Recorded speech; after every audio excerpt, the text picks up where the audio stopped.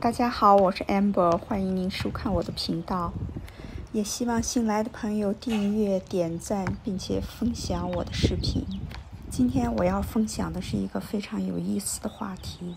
昨天有一个观看我视频的姐妹想询问我先生关于疫苗的事情，因为他有过敏史，所以他非常担心这个问题。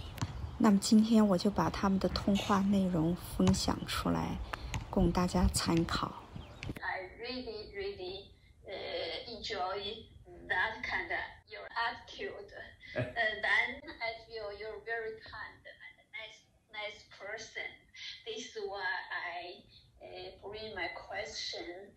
If you're giving me some advice, because I'm right now so confused what I should do. I think that if I don't know my accent and English, do you think can you understand what I say? Yeah, I can understand you, and if there's anything I'm having trouble with, I can ask you to repeat it or say it another way. Yes, good. I like this. That means when I bring my question, can I just first give you some detail about my concern and background, because I saw your video, you told Amber, you say something, you have to say more about the detail. I learn from you.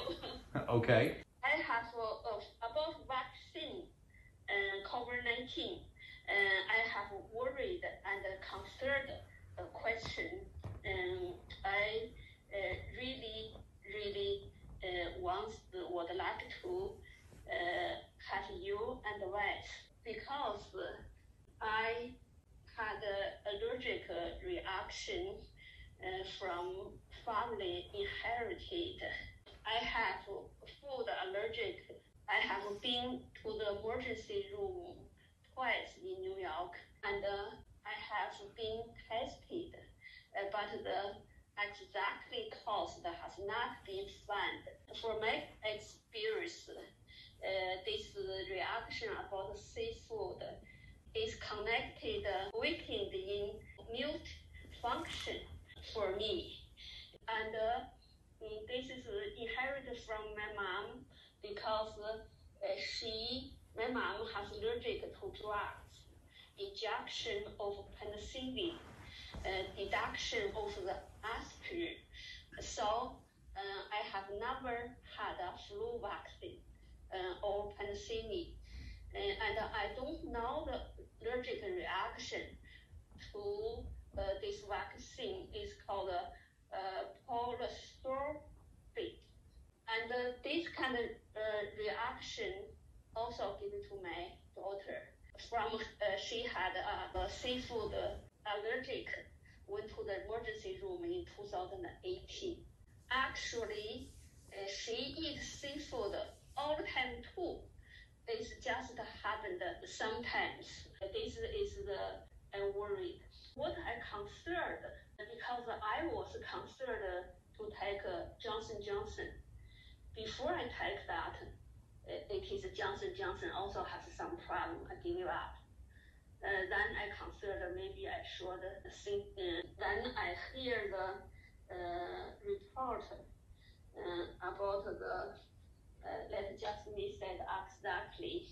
Yes, I think so. Let me summarize, make sure that I am understanding you. So you have a couple different concerns about the vaccines. One is that you have a history of allergies, and so you are worried about an allergic reaction to the vaccine. Yes. The other question is about the facial paralysis, what's sometimes called Bell's palsy. Yes. Okay.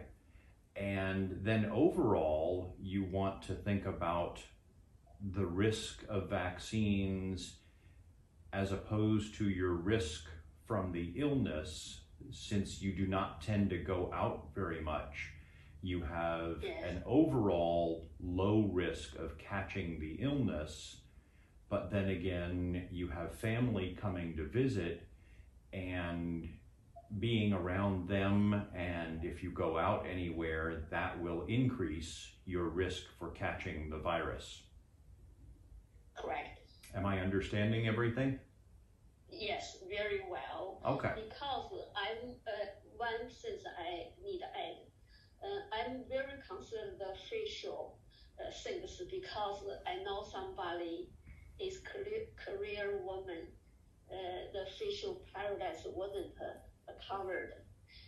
When you speak to her, you can't look at her face because you feel very uncomfortable. And Right. I just really frightened if second time my face couldn't cover back that rest of my life. That will be terrible. Right. I understand. That facial paralysis, what's called Bell's palsy, can be very serious.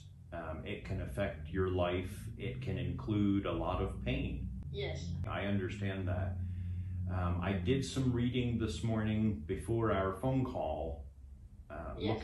I went looking for evidence specifically about the facial paralysis. So I'll tell you what I learned in just a moment. But let's start with your first thoughts about allergy. And let me explain some things about how an allergy happens so that you can understand better what the risks are. Okay.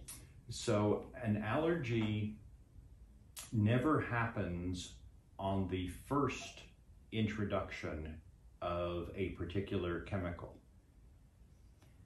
An allergy is an overreaction of your immune system. Yes.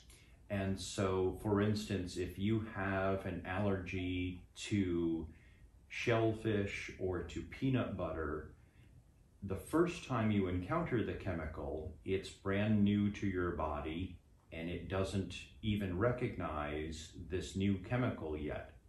And so when you first encounter that chemical, your body recognizes it as something foreign and it develops antibodies to that chemical. Now your immune system is primed and ready to go, and the second time you encounter that chemical is when you get an allergic reaction because you have already developed antibodies that attack very quickly and overreact, and you get this allergic reaction. Does that make sense? I just think it is, for me, it's a little bit different. Because this facial reaction happened to me, it seems doesn't make sense because I was grew up in the seaport. I eat seafood all the time. Right, hang on. So I want to make sure you understand that an allergy does not happen from the first introduction of a chemical. It has to be at least the second time. Now, it could be the second time, or it could be the 147,000th time. So what sometimes happens, actually what happens to most of us, is that as we get older, we actually start to develop more and more allergic symptoms. So for instance, when I was in my 20s, I did not have any allergies at all. But nowadays, I have very minor allergic symptoms almost all year long. And that's because as you get exposed to a particular chemical over and over and over, you start to develop more and more antibodies and more allergic reaction. So it is not at all surprising that you ate shellfish for many years, but then finally developed an allergic reaction at some point later in life. In my case, the first time happened to me when I was maybe 10 years old in China. China, the medical doctor, everything they don't know. My mom happened many times, even though the doctor didn't know why it happened to my mom. Right. In New York, happened in 1 year. That time already past the 30.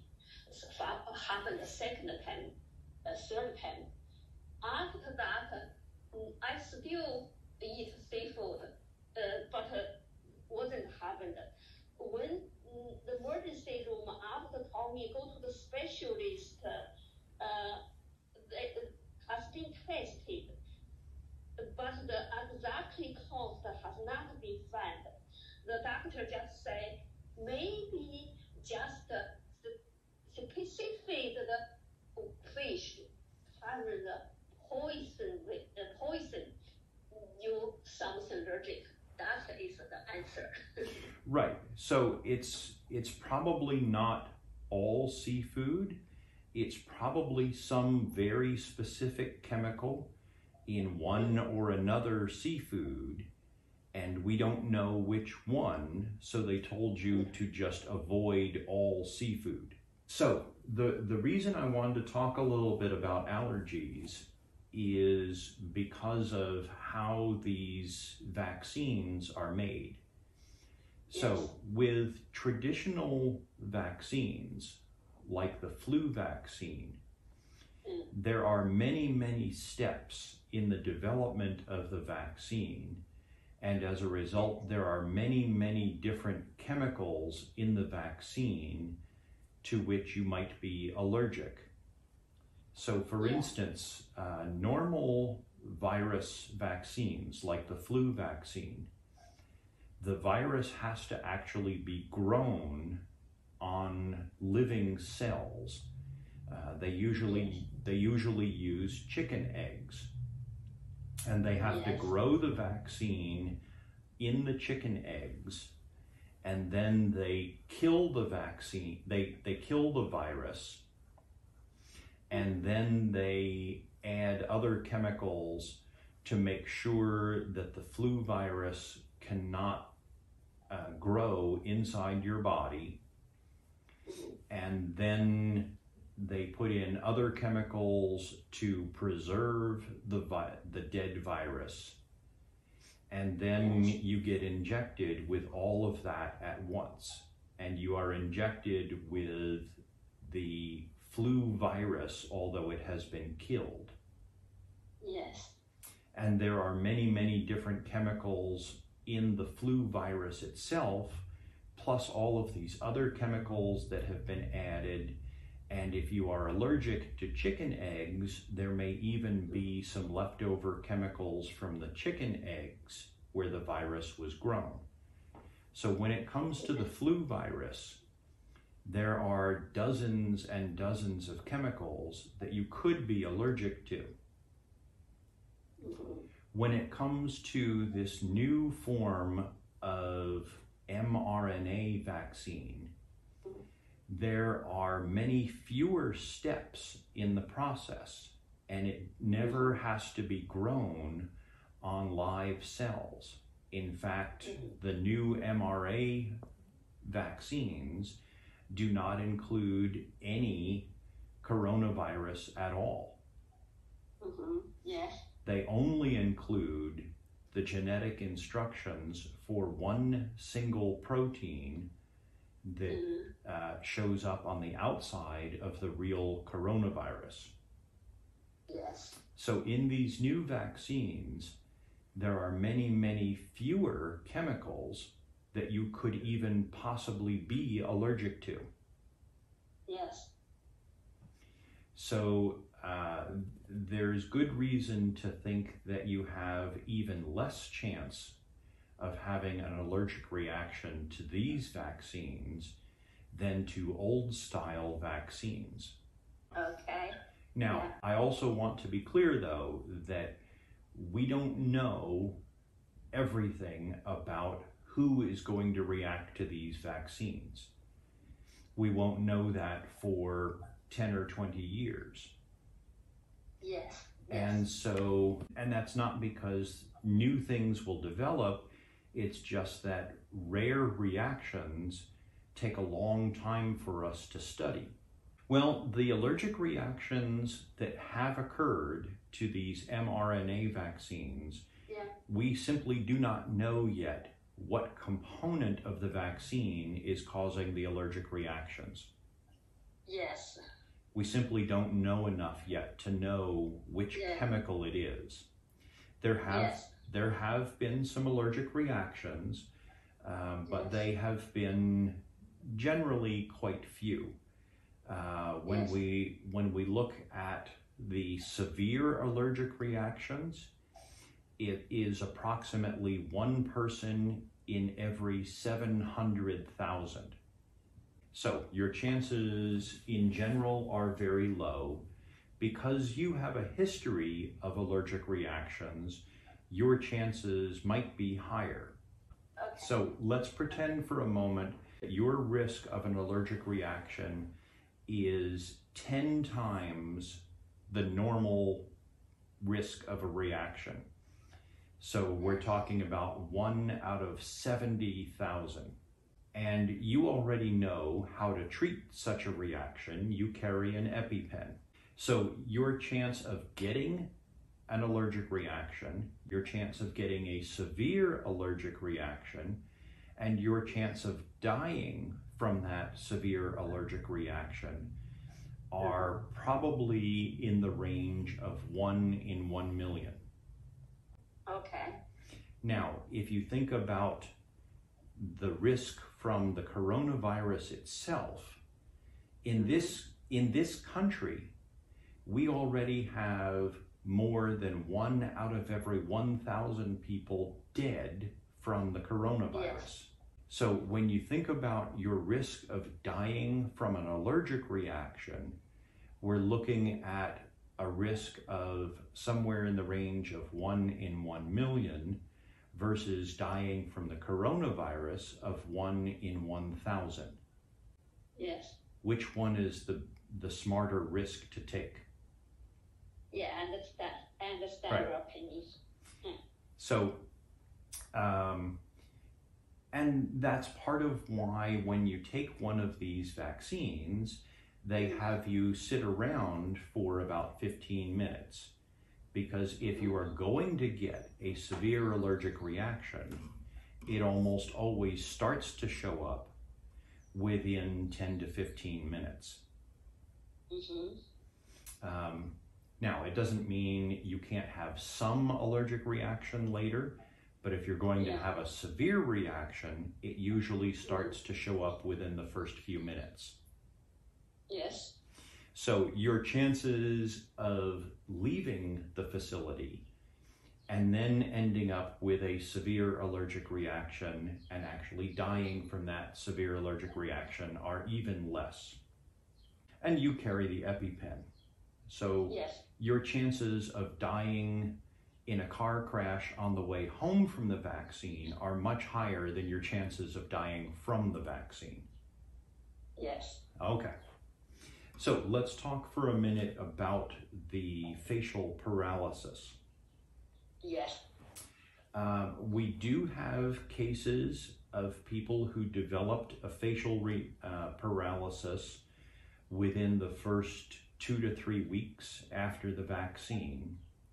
Yeah. There are those case reports. However, the number of people who have reported that is actually about the same as the number of people we expect to report a facial paralysis if there was never a vaccine at all. So, facial paralysis certainly does happen to people, and we have numbers to know about how many people will report a facial paralysis in a given amount of time. Since we started giving out the vaccines, those numbers have not changed any, which suggests that there's a very low chance that anybody is actually getting facial paralysis from the vaccine. Now, I'm not saying your risk of getting it from the vaccine is 0, but the risk is so low that we cannot calculate any extra risk from the vaccine itself. So for instance, you've already had facial paralysis once, and I don't blame you for never wanting it again. Anybody who's had that knows they never want it again. Yes. But if you get a facial paralysis 2 days after you got the vaccine, we still don't know if the vaccine caused it or if that was just a coincidence with the timing of the vaccine. You know, if you lived in a cabin out in the woods and you could avoid other people for another full year, then I would say maybe there's no use in getting the vaccine. But given the fact that you can't stay away from everybody and that you have family coming to visit, I think you have to consider the risk of the vaccine as very low. And if you did get coronavirus, of course, you probably would end up passing it along to at least 1 or 2 other people before you even know to isolate from the coronavirus. So if you don't get the vaccine, there is a risk of getting coronavirus and there's a risk of passing it on to other people. So, you know, ultimately, I want you to talk about this with your own doctor. Because of your medical history, I think you have important questions, and I want you to talk with your doctor about those. And I think it's important to make sure your primary care physician speaks the same language as your first language so that you're comfortable speaking and understanding the answers.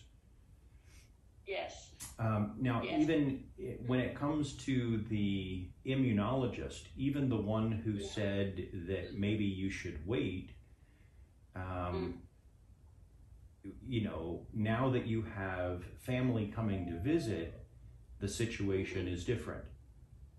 Yes. And now that you have family coming to visit, I think the advantages of the vaccine start to go way up.